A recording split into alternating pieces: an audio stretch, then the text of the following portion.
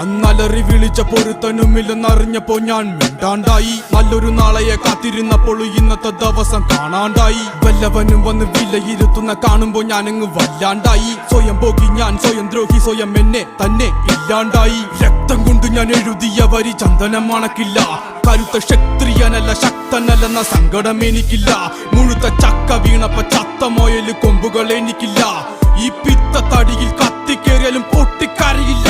ഞാനിന്ന് മരിച്ചു മരിച്ചു മരിച്ചു മരിച്ചു മരിച്ചു മരിച്ചു മണ്ണടിഞ്ഞവന ഹരിച്ചു